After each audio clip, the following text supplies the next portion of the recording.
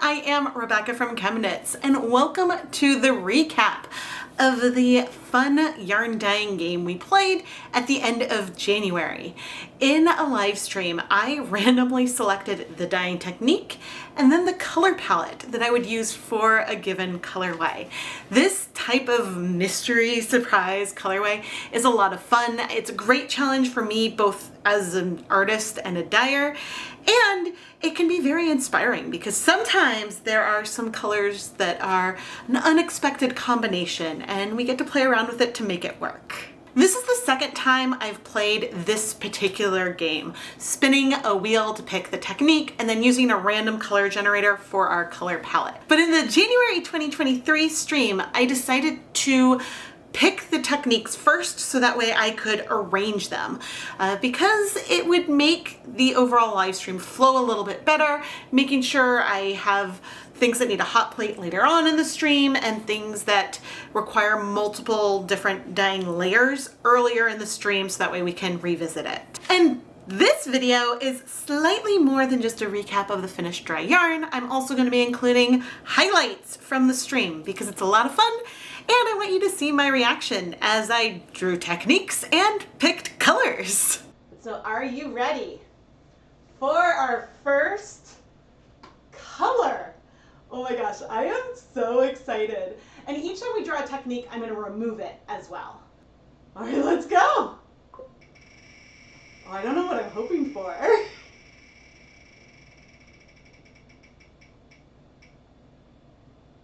Woo! Was this the first one we got last time too? I think it was. I think it was the first one that we ended up with last time. All right, but so we'll see. So this could fit in almost any order within the stream. We're gonna pick the order of these techniques before I pick the colors. So therefore I'm not choosing the colors with the technique. It's more the other way around. But yes, I love this. This is a great technique for stream. And so now what I can do is remove that so it's not in consideration as we spin for technique. The second technique, I guess, we'll be picking, ordering. Well, that like seems to be flipping directions on me. Okay, what are we gonna be? Hand-painted! Woohoo! This means we're gonna end up with something more variegated, and it could be more softer. I suppose technically I could hand paint randomly with dry powders. There are a lot of different choices that we can do here. There's a lot of different options, and so I am excited about that. All right, I don't know what else I'm hoping for. The thing is, if all the techniques end up being faster, then we may end up adding a fifth one. If we don't end up with all like long ones. What are we gonna be? Ooh! Scribble dyeing!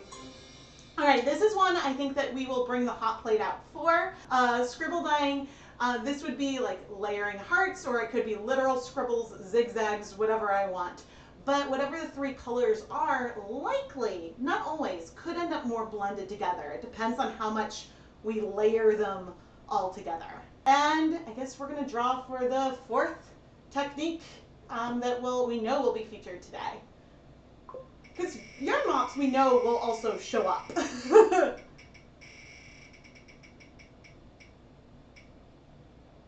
Yes! I was hoping for this one.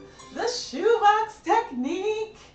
That might be a little harder with 300 grams of yarn. I don't know if we'll fit 300 grams in one shoebox or if we'll do, maybe we'll do 3 shoeboxes. Now I had my 4 techniques and it was time for me to put them in an order.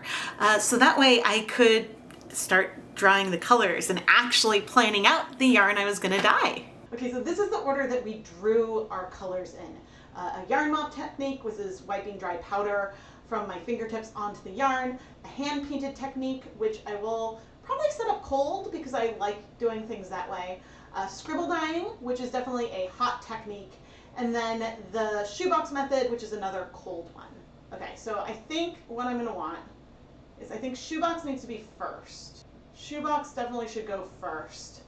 And then, because this could take a little bit of time, I think I'm going to do like that. Because the hand painted I'll start cold. So I think my order will be the shoebox method first. That's a very fast one to set up, even though we will need to make some liquid dyes for that colorway. Then we're going to do the hand-painted colorway, which, you know, I will be able to potentially blend colors. We might do some pastels, some deeper, depending on what makes sense. And then we'll do our yarn mop, which I'm always very excited to see. And then finally we'll do the scribble dyeing, and then who knows, maybe we'll pick another one. Now I know you are all ready to see how the yarn from all of this turned out. So for the rest of the video, I will share, I guess, a live stream clip of me picking out the color, and then we will immediately showcase the yarn and talk a little bit about it and what worked well, what maybe, well, actually I think everything turned out pretty awesome in the end. But so we'll talk a little bit more about the yarn. Yeah, we'll intersperse the picking the colors and then showing the yarn right away. I think that makes sense. The rules for this game were really simple in that I have the ability to change them at any time I want. But more seriously, the rule was that from the colors that I drew, I was going to use those to try to pick a Dharma pre-mixed color that fit the closest. And that when I went to dye the yarn, all colors had to be used, but not in equal proportions, or they didn't all have to be visible in the final colorway. The colors were allowed to blend together. And that rule is going to be important when we get to our last colorway. I'm really excited to pick the colors for the shoebox technique, because with this one, we want colors that are going to blend really, really nicely. They can have some contrast between them, but the more contrast there is, the more muted the colors will be. So it could be really fun if this one is 3 blues. It could be really fun if we have black and some brights. I actually really like the color palette that is here. That was one of the last random ones I selected. But now let's pick the colors that we're going to use for this shoebox technique. Oh, cool! Ooh, all right, so we've got a turquoise, we've got black, and we've got a green. And I actually might already have all these colors in liquid form that we can use. Oh, this is gonna be really, really pretty. Oh, I'm really excited. Ooh, now I need to go look and see what I have. Because I brought down some of the liquid dyes I do have already, and I think I might have some Caribbean blue. I know I have some emerald green, but I don't know if there's a better green. I mean, maybe the green should be more of a sour apple. Yeah, actually, I think sour apple would be a better fit. And we clearly have a black there. And then for the blue, so I could do Caribbean blue. I might do that. I'll see how much of it I have, because if I have it already, then that would be a nice opportunity for a leave no dye behind. The shoebox technique is one where I have our yarn in water and then I layer on different colors, wait a little bit, and move things around. It gives a very soft overall colorway, but depending on the pigments that we're using, sometimes the colors will start to strike a little bit where you've placed them, which leaves some colors in the finished yarn. One other fun element of the stream is that in each colorway there's multiple different yarn bases that we're dyeing. All of them will contain 1 skein of Knit Picks Swish DK. This yarn is 100% superwash merino. But for this first colorway, I thought it would be fun to also pull in a skein of the Zebra DK from Wool to Dye For, which has these black plies in the yarn already.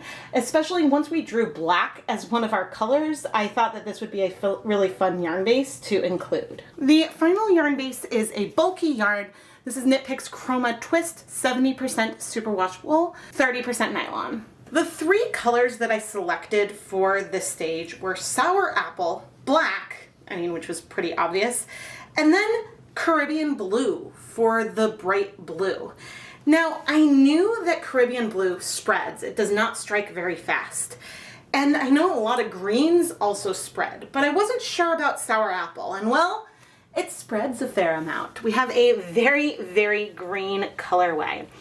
There are elements of the black. You can see it more in some of the colorways than others. It gives a little bit more of a forest green element from the way that the colors blended. and I think it worked out to be a lot of fun. Now, since these colors take more time to absorb, I let the yarn sit overnight. And when I started removing the yarn in the morning to steam set things, there was a little bit of color left in the water, which isn't unusual for the colors that I was using. And so then I steam set the yarn for 30 minutes, and then when it was cool, I washed it, and well, here we are. But I'm really excited to see what colors we pick for the hand-painted colorway. Yeah, I'm a little bit nervous. I'm a little bit nervous that they could all end up, I don't know. I'm nervous that it's going to be a palette that doesn't feel like it'll work together, but we'll pick the 3 colors and then go from there. All right, let's pick this color. Oh, okay, so this is really, really pretty. It's like 2 blacks and a blue. I really like it. However, since there are 2 blacks, I'm gonna give myself a reroll because, yeah, this is really, really fun. But I would like there to be some differences so I can pick 3 colors to use as the palette. So we're gonna reroll. Ooh, okay, this one I really like. Oh, we've got a black, a deep purple, like a deep, it's a muted purple, and then a gray. This is an awesome palette. Oh, I'm really excited. Oh, how am I going to want to do this? Ooh, because I think to get that purple, which I'm going to try to get, I am going to need to layer some black on top of another purple because I don't have a purple acid dye that is that muted. That's not something that I have, but we can go and look on Dharma's website and think about this. It was a little bit tricky for me to figure out the colors for our second colorway because there isn't a pre-mixed purple that is that muted. So I decided to layer, I think it was royal purple with some black to help make those purples more muted. And I hand painted this using dry dye powder cold in a steam pan to dissolve the dyes onto our yarn directly. For our yarn bases, I use this really cool sock yarn that has multicolored neps. This yarn is 85% superwash merino wool, 15% Donegal neps. And I love the way that they pop against these colors to give us those bright speckles on a deeper base. The other 2 yarn bases are Knit Pick Swish DK, which I've already mentioned, and then Knit Pick Stroll Fingering Weight yarn, which is 75% superwash merino wool, 25% nylon. Now, one regret that I have here is that I did not measure out the black dye powder, the amount of black dye powder I wanted to use before layering it on. During the dyeing process, it felt very deep, very dark, where in practice we have a very deep charcoal gray here. I could have pushed it further, and by dyeing by the seat of my pants versus measuring things, that made it harder. And so I know to get a really true black, you want, say, a 2% depth of shade, or 2 grams of dye per 100 grams of yarn. And I could have sat down, thought about it, thinking, okay, we're dyeing 300 grams of yarn, I want 1/3 of each one to be black, so therefore I want 2 grams of black dye total on these sections to give us that really deep black color. And if I was thinking that, I could have pre-measured 2 grams of the black dye powder, and then as I was doing the layers, use that amount on those sections. And so they wouldn't have worked perfectly, but then I would have known, even if things are looking black, to keep going because they might not look as pigmented when the yarn is dry. The other thing I want to note is that we've got some rust-colored speckles. And my best guess is that the culprit is the platinum gray. This is not a color I've used very much, and when I was applying it onto the yarn, it didn't appear like it was breaking, but it's possible that it has a tiny amount of rust color in there.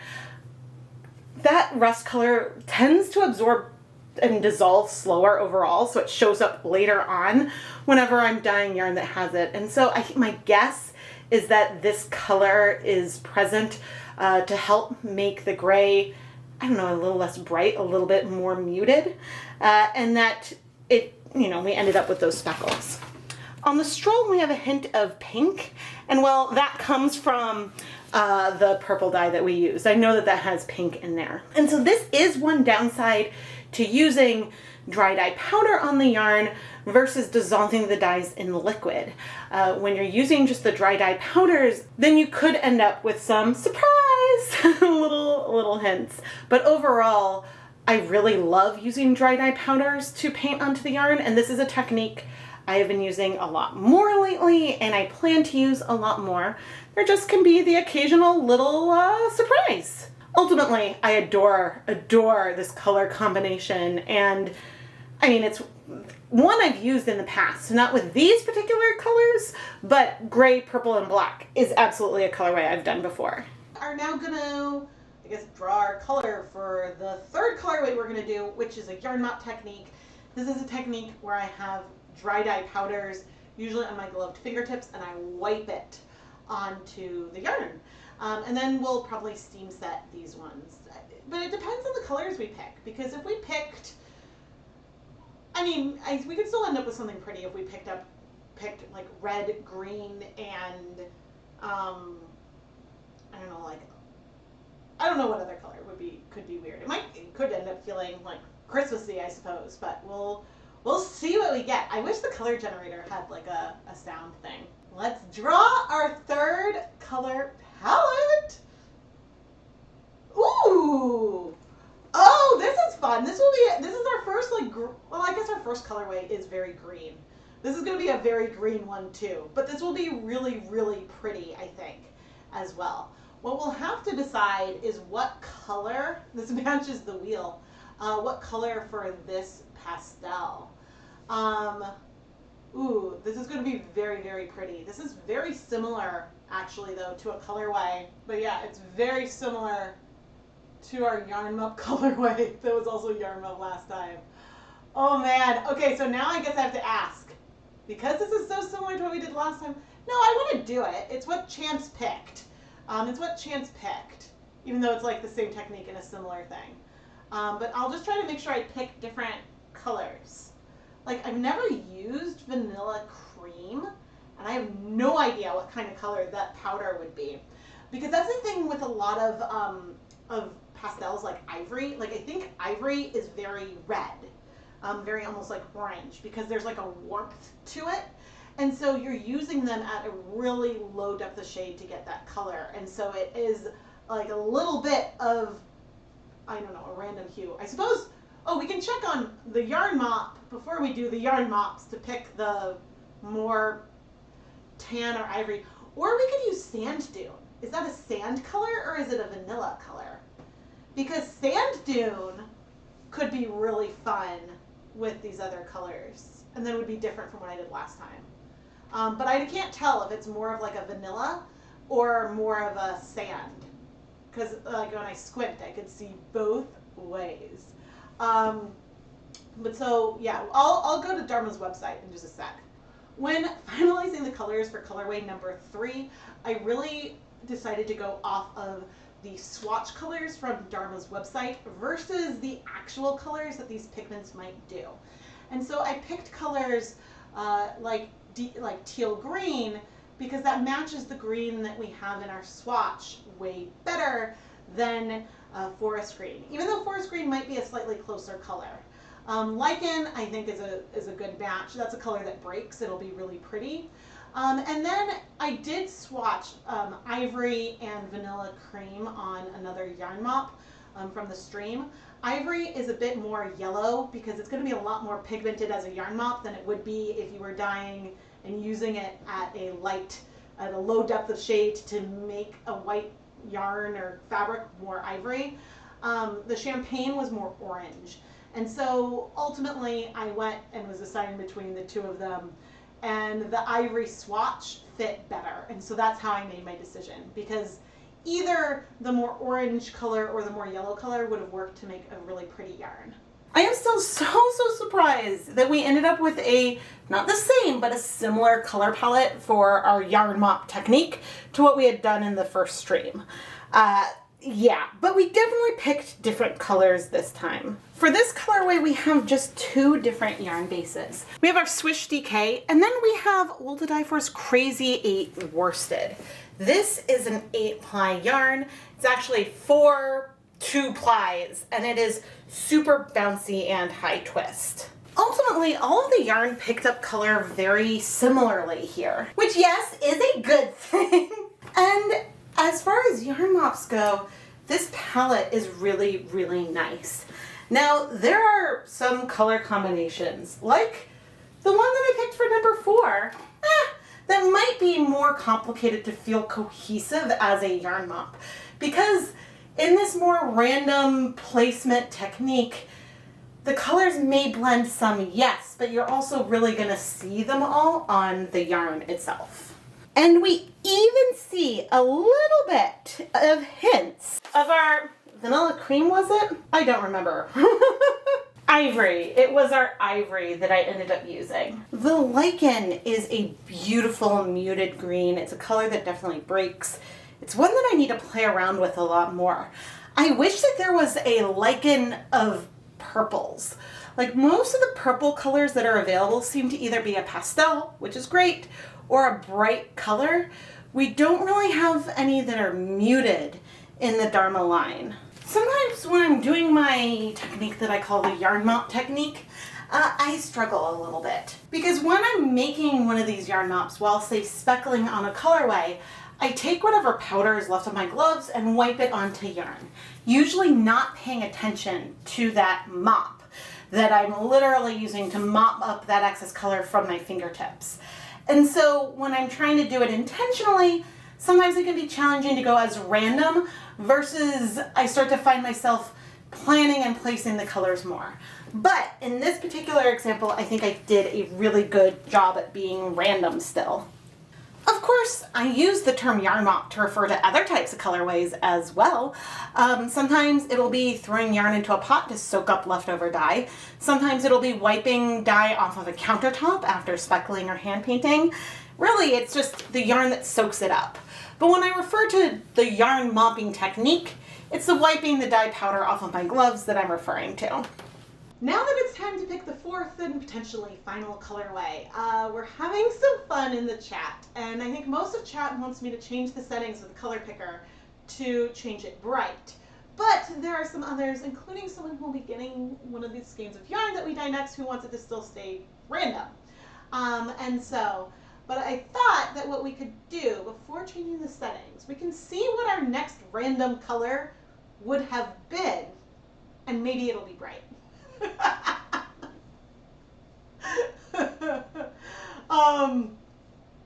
And so if I love it, then I'm gonna keep it. If I don't love it, then, or if it's like all green or all black, then we'll change the settings into bright.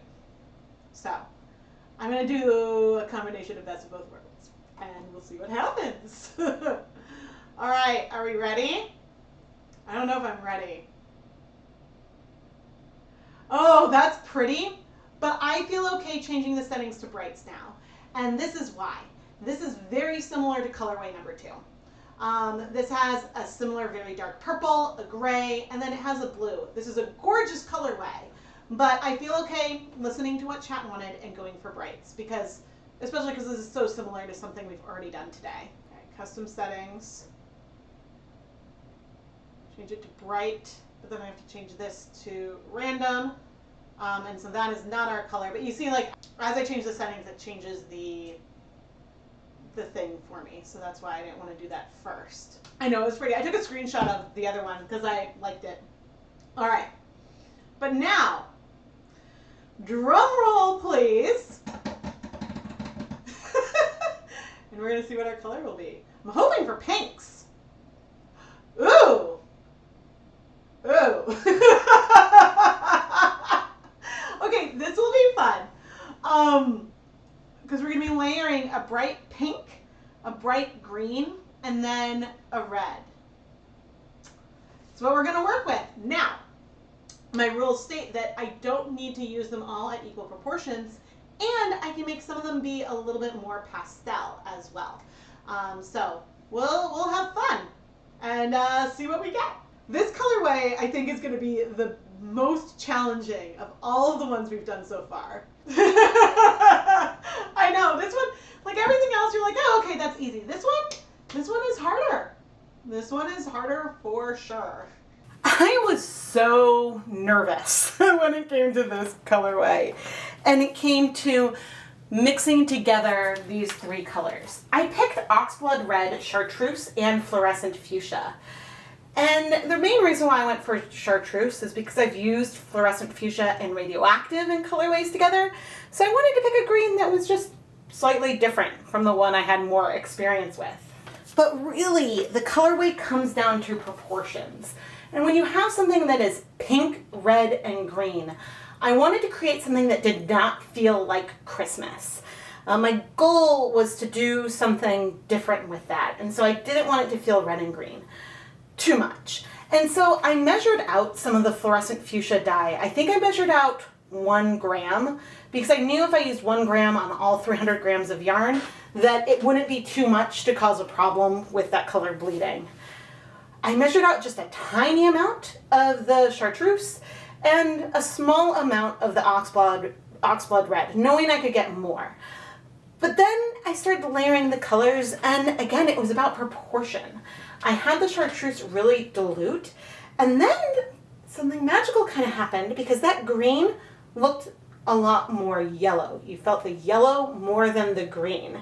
And so that worked here to both bring in an element of contrast into this colorway, but it worked a little bit better, giving us some like muted orange tones on our yarn. The 3 yarn bases I dyed were Knit Picks Stroll, Knit Picks Swish, and then Knit Picks Wool of the Andes worsted weight yarn. And this is the one non-superwash yarn I've used throughout this entire stream. This yarn is 100% Peruvian Highland wool. You can really see how the colors spread further and take longer to strike on the Wool of the Andes yarn. The pinks feel less sharp, same with the reds. The Chartreuse spread a similar amount on either of the colorways, but overall it did still work. When it came to my scribble dyeing technique, I polled the chat and they voted for me to do a just random scribble versus doing a shape like hearts, stars, or even just lines. And I love how this turned out. I did struggle with one aspect of this color selection because before selecting the colors for this 4th colorway, chat was saying, oh, you should set it so that way you could only get bright colors. Because they wanted to see me play with brights versus something more muted. And this is a palette that could have shown up with all the randomness, but with going for brights, you know, it limited everything to a more bright color, so we had less muted or pastel options. So I don't know how to deal with this going forward. Maybe I should just stick to my plan and not waver because, you know, this time chat picked something that I wouldn't have gone with. So I don't know. That makes it hard. But I hope that if you pre-ordered Colorway 4, you love the result. And here is all of the yarn that we dyed in our live stream. I did do a test, and it seems like the random color generator picked colors I would classify as green or green adjacent about 20% of the time. But of course, some of those colors maybe we would also call a blue. Some of them were approaching a yellow. There were pastel, dark, bright colors, a variety. And so green does seem to come up a lot more than brown or orange, but I don't know if that's a bad thing. I still really like this particular random color generator. You know, maybe we could do a game sometime where it's all about layering colors and I have to pick a different color for each step. Like maybe we start with like some kind of tonal base and we can pick a color, a single color and a technique. And then we need to pick a color for speckles. And then we need to pick a color for, I don't know, something else and think about 3 layers and do 3 techniques like one on top of the other. So we could have like tonal, then scribbles, then speckles or something like that. I mean, that's a pretty fun idea. Finally, we have our yarn mop. And this skein of Knit Picks Stroll fingering weight yarn featured colors from, I guess, the 2nd through 4th techniques. And I don't know if I still have a photo of what it looked like before I started finishing it. It was a little bit of a mess. There were softness to some colors, harshness to others, but it didn't really have a cohesion to it.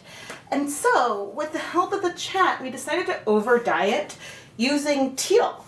And that was a really great choice and a much more fun choice than over dyeing the whole thing with black. Because now we have something that feels very bird-like here with some, you can even see some hints of orange coming through, but more purple, more yellow sections. It is just very, very beautiful. Out of all of the yarn that I dyed over the course of this live stream, this is the only one that was not pre-sold. I don't know if it's still available in the ChemKnits Creations Etsy shop, but it's worth going over and checking to see if it is available. So there we have it. 4, well, technically 5 very different colorways, all dyed in one live stream, where I drew the techniques and colors at random. I am Rebecca from ChemKnits, and I really hope that you have enjoyed this recap. The clips, a little bit of a longer recap, but I really wanted to share the process because these long streams are so much fun. And I would love to play these games again. Do you have any suggestions on things I could tweak?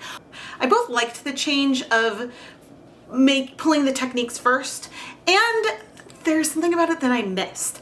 I had so much fun in the first time I did the stream in August 2022 when I would see the colors I was gonna dye, because then my brain would start thinking about how it would work. And then that would get turned up on its head as soon as I knew the technique. Because maybe I was thinking, oh, okay, this would be great for speckles. I wanna use these colors. And then, oh, I had to mix with primary colors. And so that wouldn't work nearly as well. And things like that. So I wanna think of a way that I can play this game moving forward, but in a way that'll still make sense with my limited setup and space and pots.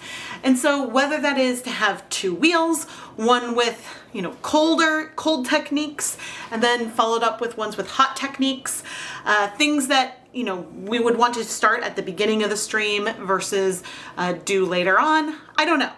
I will have to play around with this further.